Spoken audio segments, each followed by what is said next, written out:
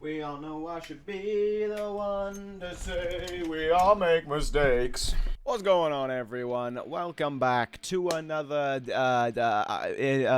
webcam video. There we go, remember the word for it. This is a great intro already. Today we are reflecting on my top 5 regrets in universe mode. These are 5 things that I did or didn't do that I am disappointed in, that I believe are some of the biggest mistakes that I have made and that have led to me regretting them, as you can tell from the title of this video, which is down there, just remembered. So, we're going to go through 5 things today. These are going to be more recent things. The idea for this video is not that I don't want to pick something from 2K14 back when I was 14 years old and go, oh, this is 2K14, or oh, the fact you didn't use highlight reel, or oh, the fact your commentary was crap. I don't want to do that. That's not fair. I was young at the time, super young. Of course, I'm not going to know how to do things the way I do them now. So it's not fair to pick on them as weak points, as regrets, because the honest truth is that I just see most of that back then. Yeah, there were regrets back there, but at the same time I have to look back at them and sort of tell myself, you know, that was a growing period. The mistakes that were made then I knew not to make. Now, how I acted then is not how I should act now, and that's basically the way of things. So we're going to be looking at things pretty much from the earliest that I've got on this list is about 2K18 all the way up to today, right now. These are 5 regrets that I've got. We're going to start things off with number 5.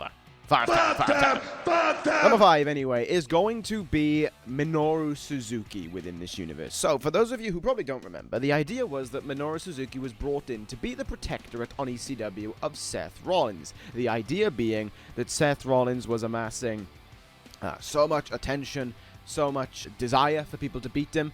This was, I believe, heading into his first WrestleMania as champion.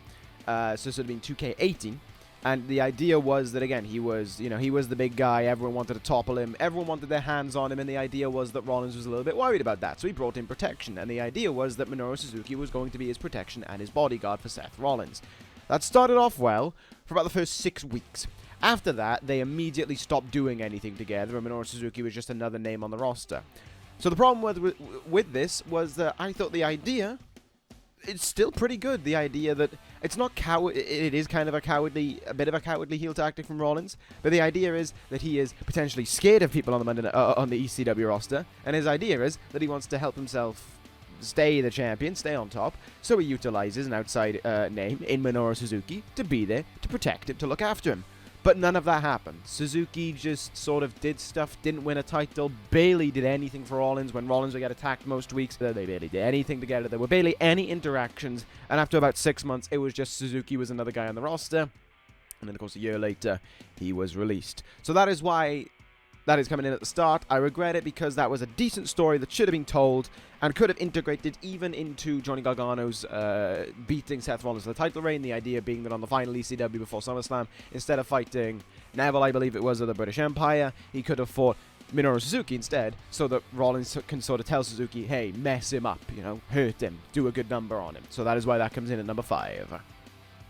Number 4, speaking of dropping the ball, number 4 is going to be dropping the ball with Tyler Bate post-NXT. Damn, 2 for ECW so far. Of course, for those again who remember, throughout 2K18, Tyler Bate on NXT was the top dog. He was the Corin killer. He sent Corin away from NXT, beat him twice, was a great underdog champion, fell in the end to Brian Cage, but of course he fell in Tyler Bate fashion, which is to say, akin to his match with Walter at NXT TakeOver Cardiff. The idea then was that Bate would go straight to ECW and immediately be a threat. Immediately be a threat to Rollins in his ECW title. Potentially at the time could have flung my decision away from putting the title on Gargano and put the title on Tyler Bate. None of that happened. Tyler Bate showed up to the roster, went for the title straight away. Title match ended in DQ because of a Triple H interference. They then had the triple threat match, which Rollins pinned Triple H in. They then had the Elimination Chamber, where Bate got eliminated first and stood on the outside for the rest of the match. Thank you, 2K19. And that was it. Straight away from there. Showed up in April, dead by July. And from then on, it has been nothing for Tyler Bate. He had his feud with Mark Andrews, which was a massive fall from grace considering where he was. And since then, nothing. That was the Royal Rumble. That was 6 weeks ago now within Universe. Nothing. Nothing's happened since then for Tyler Bate. He has showed up, should have been a champion by now. At the least, television champion. And has done nothing. I have done a WWE. I have done a real life WWE with an NXT call-up. And I have completely dropped the ball on Tyler Bate. Time should change around on that. That is a present issue right now, certainly. Time, hopefully, should change around on that because I'm a massive, massive Tyler Bate fan. But right now, he sucks. And he's doing nothing on ECW. And he's probably not going to be doing anything until after WrestleMania. So, yeah. Ball dropped on Bate is number 4.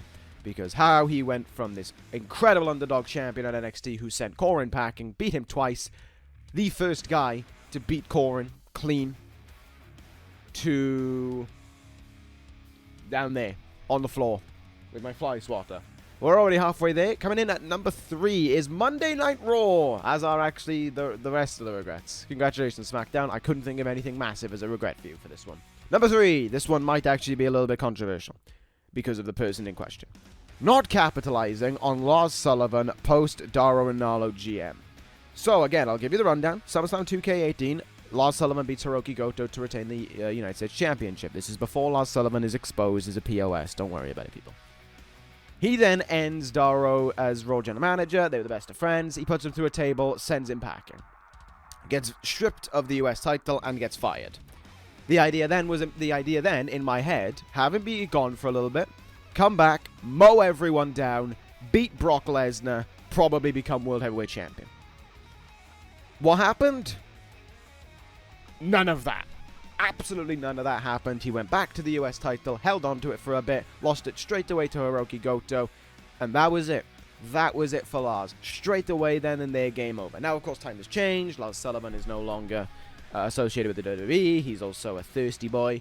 But at the time, that was what I wanted to do, and at the time, that's what I thought was the best decision was, because the way that Lars Sullivan looked heading into that was unbeatable. I don't think he had been beaten up to that point. He was unbeatable, impenetrable, just destroying everything in his path. Hiroki Goto was the biggest threat that he had up to that point, and he made Hiroki Goto... Well, he beat him, convincingly, and then went and ended the Raw General Manager. He should have gone on a tear. He should have been my Brock Lesnar of that series, and that was why he was probably going to beat Brock Lesnar at some point. I just remembered Brock Lesnar was on SmackDown at that point, but I did want to set up to do a Lars Sullivan-Brock Lesnar match at some point. But none of that happened. Everything fell apart, and Lars just exists now. He just lost the tag team titles, but even up to that point, he wasn't doing anything that goes along with the name or the actions of what Lars did. SummerSlam 2K18 was a massive breakout party for Lars Sullivan in that moment. It should have been. Obviously, plans changed, and we ended up getting World Heavyweight Champion Roman Reigns instead, which has been a great thing. No doubt about that one. No complaints there. But Lars Sullivan was probably going to be the World Heavyweight Champion to take the title away from Hiroshi Tanahashi. However, none of that happened. Plans did in fact change, and Lars Sullivan went on to do nothing. And in hindsight, it's a good thing because of what we found out about Lars Sullivan and the side to him, shall we say. But also, for me as a booker, it was not a great thing because all this time got put into setting up Lars to be something bigger than what he ever became. So that is why that comes in middle of the pack, number 3. Number 2 is another ongoing issue, as I discussed with Tyler Bate, and that is the current state of Monday Night Raw's roster. I will give you an idea of what I mean by this. Monday Night Raw has a lot of massive names. Cesaro, Brock Lesnar, Hiroshi Tanahashi, Daniel Bryan, Kyle O'Reilly, Roman Reigns, Walter, Kenny Omega. The list goes on and on and on. It is a stacked roster for big names, but there is no depth. There is no depth to Raw's roster. In terms of male talent, I believe it has the smallest roster. The women's division is fine. I don't have a problem with the women's division. It's got good names in there. It's got good depth, got good big names, got good fodder. That is fine. The men's part, however, is bad. When it comes to booking Monday Night Raw is the card every single week for about the last 6 shows now that has taken me the longest amount of time to book. It has taken me the longest time to book because I can get the segments down. Segments are done in minutes. It's the matches where I struggle the most. How can I keep a name like AJ Styles still feeling fresh when, say, he goes on a 4-match losing streak? How can I keep a name like Daniel Bryan solidified when he goes 3 weeks without appearing on the show? And you've seen that lately as well by the weakness of the overall roster. Because I'm going to pose a question to you now. When was the last tag team match on Monday Night Raw? Exactly. There is no depth in the tag team division. It is 3 teams right now, I believe. Street Profits, AOP, and War Machine. Supremacy doesn't really count anymore. That's it. That's it. That's all there is right now. There's no depth to anything on Monday Night Raw. The main event has colossal names in it. It has fantastic names in it. And of course, it just got a new main eventer in Pete Dunne. But there is no depth to the roster. There is no good name to have good matches with every other week, aside from, say, Juice Robinson and Cassius Ohno, but you can't have them going out there every other week and losing, because that just makes them look bad. Monday Night Raw right now is in a bad position. There is a lot of bad going on in there in regards to what I can actually do in the matches. Storylines are fine. Storylines, I'm enjoying the things going on right now between Pete Dunne and Roman Reigns, between what we just saw of Rhea Ripley and Tessa Blanchard, what I've been doing over the past months really within Universe, slowly with The Fiend and The Undertaker. But the matches themselves are where I've been struggling the most. As you can tell by the fact that obviously this past Monday on Raw, the Rhea Ripley WrestleMania decision headlined the show. And before that, I gave away arguably a big pay-per-view match in Andrade versus Pete Dunne. So that is where Monday Night Raw is right now. I do believe it is the weakest roster, has great names, has great depth, but the problem is it is very top-heavy. There is no depth. There's one brand that needs not big names, just names this upcoming draft after WrestleMania. It will be Monday Night Raw. Otherwise, it's going to be another troublesome year for the Red brand in terms of booking the matches. Storylines will be good, but the matches is what's going to keep people sticking around. And if the matches aren't good, if the names in those matches aren't good, then it is just going to go downhill and downhill and downhill. Raw was on the ascendancy recently, and it feels as if it is once again declining because the problems with the matches and the names on Monday Night Raw. It needs depth. And now we get to number 1. Number 1. This one is a weird one, because I do believe on both sides there is reasons to believe why I should have done it, why I shouldn't have done it, why I'm glad I didn't do it, and why I should regret it. Number 1 is not giving Seth Rollins a 1,000-day title reign. Now, allow me to explain. The reason why I say this is because Rollins truly was the greatest of all time. Let's make no mistake about it. Rollins within this series has been absolutely incredible and sensational, and I really can't continue on this any longer because I've already pulled your leg so far out of socket you're about to beat me across the head with it.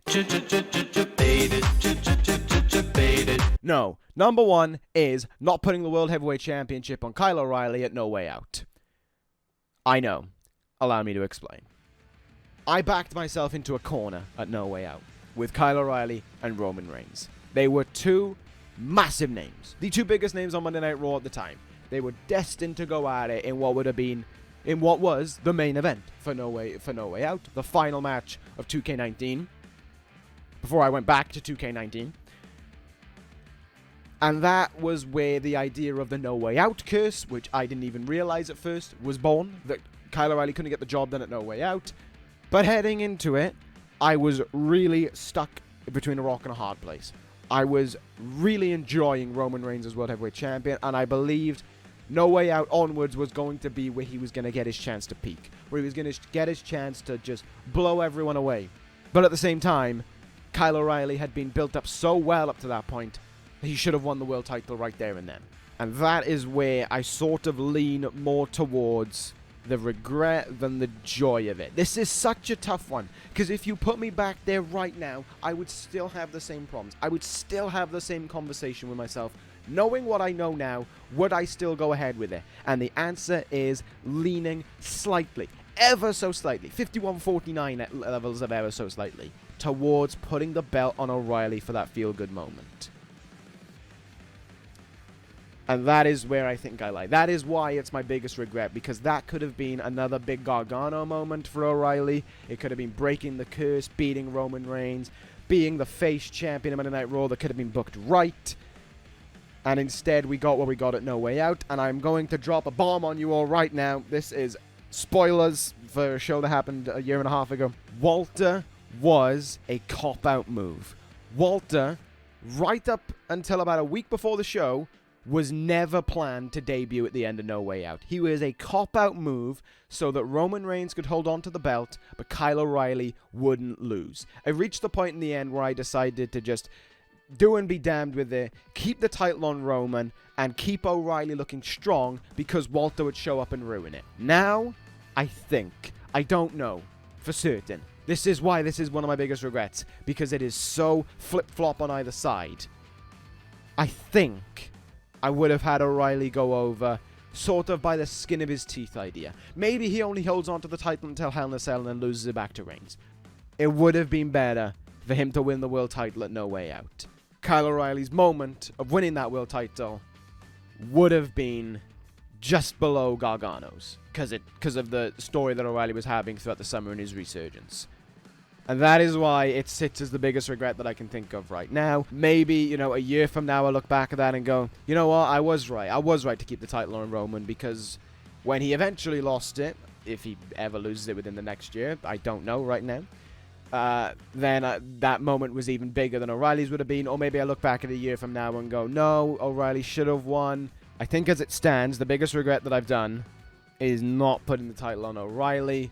But again, I booked myself into such a corner with that one. Again, if I was put back in that situation, would I have done the same thing? I truthfully don't know. You give me your opinion on that one. If you were in my shoes at that point, would you put the title on O'Reilly, knowing what you know about O'Reilly and Walter and O'Reilly in the Rumble? Or would you have kept the title, knowing what Reigns is a champion now and everything that he's doing now? Or would you have done the big move and put the belt on O'Reilly right there and then, break the No Way Out curse, finish 2K19 on a high, and have Kyle O'Reilly as the World Heavyweight Champion? Let me know, and while you're down there as well, of course, be sure to like the video and subscribe and all that. But also, let me know maybe what some of your regrets are. Maybe some of the things that you've looked at within Universe and gone, I wish you did this, or I wish you didn't do this. I'm already expecting a list of people telling me about Adam Cole winning at WrestleMania. That is not a regret. Loser! If you believe that is a regret, if you believe that's something I should have done, you're highly inclined to do it. So there we go. Those are my top 5 regrets. Again, number 1 is the most divisive one for me because I keep on going back and forth on it. But it is the one that sits at the top because that's that's kind of how you feel about some good regrets. You regret them, but you're also glad you did them. That is where number 1 is. The other regrets, completely regret, completely feel as if I've let down and deserve their spots on the list. Number 1, however, divisive, definitely. And again, let me know what your opinion is on it. Thank you guys for tuning into this one. I had a lot of fun just spitballing this off the top of my head. This was interesting. I really enjoyed this. I think I have another themed video for this to do with the Universe coming out probably in the next 3 weeks or so. Who knows with these videos. Anyway, thank you guys for watching. Hope you enjoy the rest of your day. And I will see you guys soon for whatever episode of Universe is next. Thank you guys for watching. Take it, guys.